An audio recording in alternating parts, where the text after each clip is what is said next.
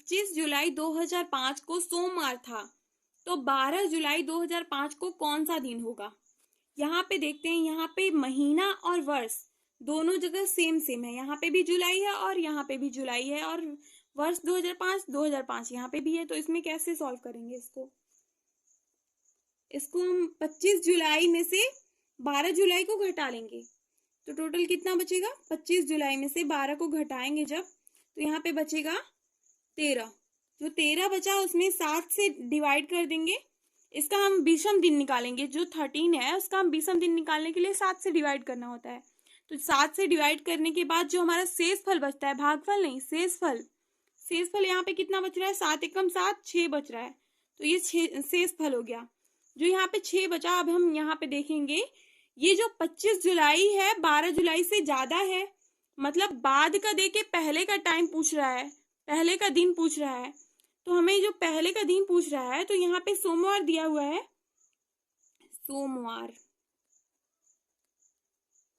सोमवार में से 6 दिन पहले आएंगे। अगर पहले का टाइम पूछेगा तो हम पहले आएंगे, सोमवार से पहले आएंगे 6 दिन।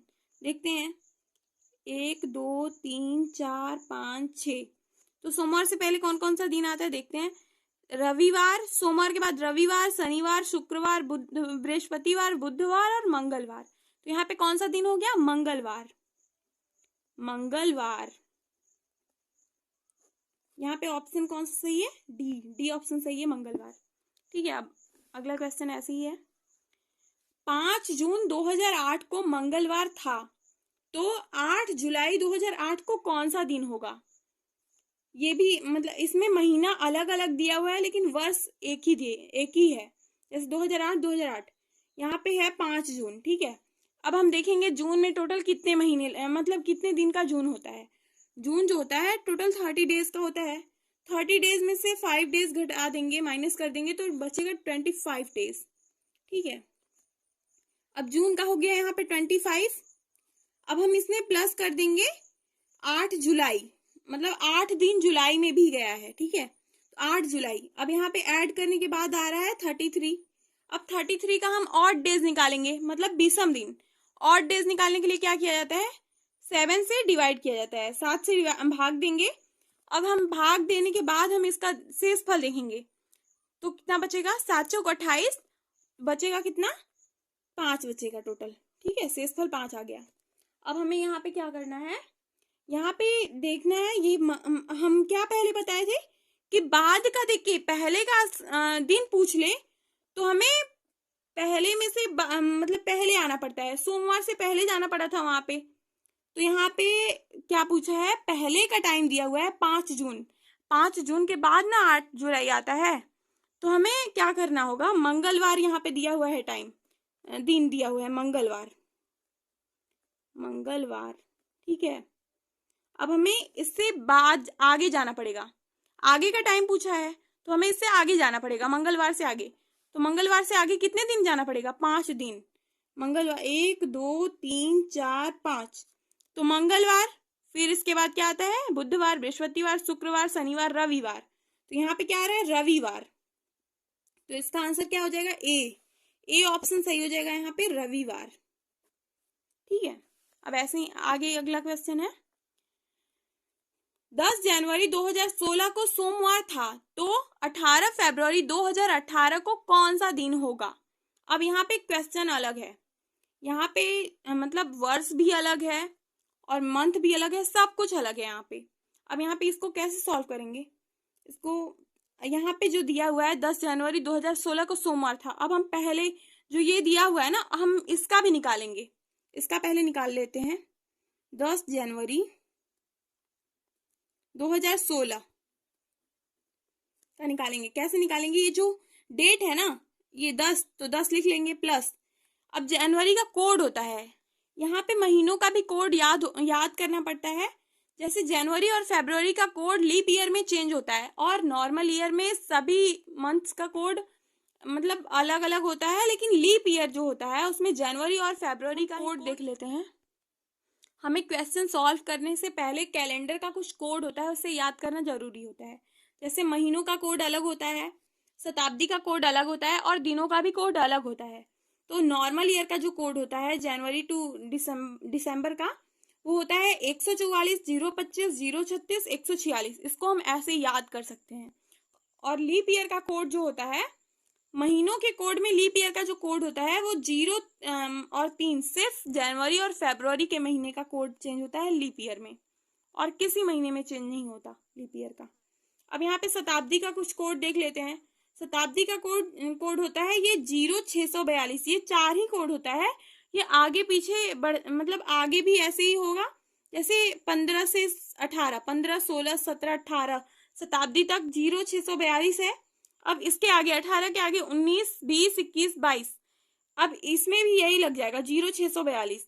अगर हम 15 से ऊपर जाएंगे, 14 जाएंगे, तो ये नीचे वाला कोड आ जाएगा 2। अब यही आगे पीछे बढ़ता घटता चला जाएगा। ठीक है, अब हम दिनों का कुछ कोड देख लेते हैं। हमारा जो दिनों का कोड होता है वो 1 को संडे होता है, रविवार, 2 को मंडे सोमवार, 3 को ट्यूसडे मंगलवार, 4 को वेडनेसडे, 5 को गुरुवार, 6 को शुक्रवार, 0 को शनिवार।